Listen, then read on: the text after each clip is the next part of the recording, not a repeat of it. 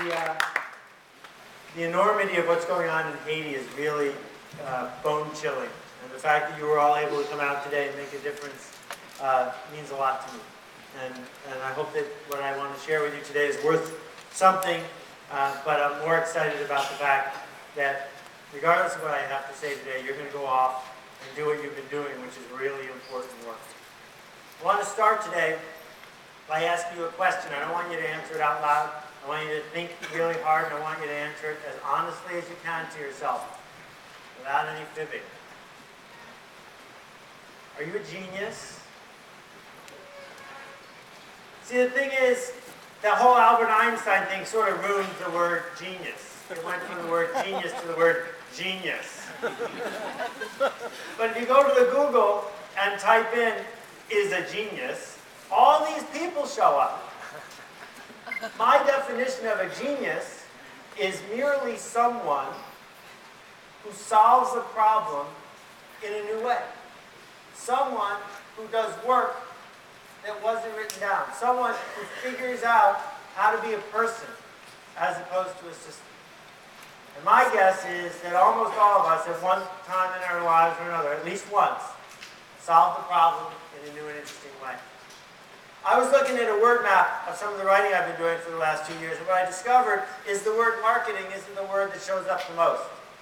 The word that shows up over and over again is the word people. And the book that I wrote is a personal book. It's not personal about me, it's personal about you.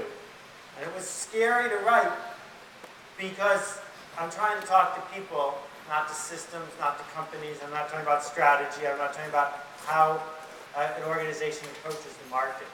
I'm talking about what an individual can do.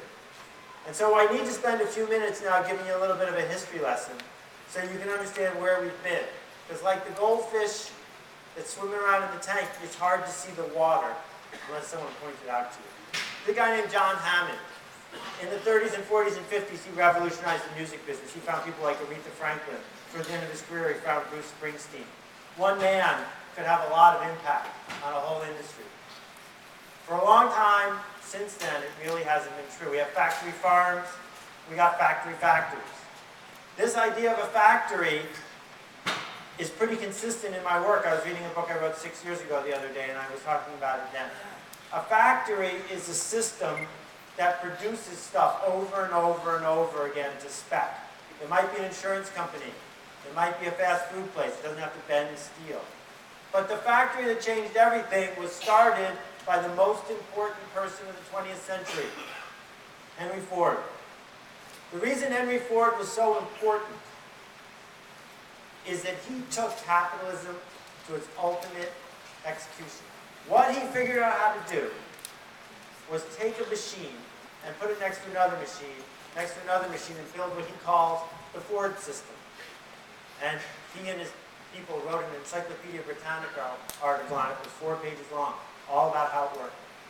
And what the Ford system did was create such efficiency that he could hire a guy who was getting paid 50 cents a day, which was the prevailing wage in Detroit.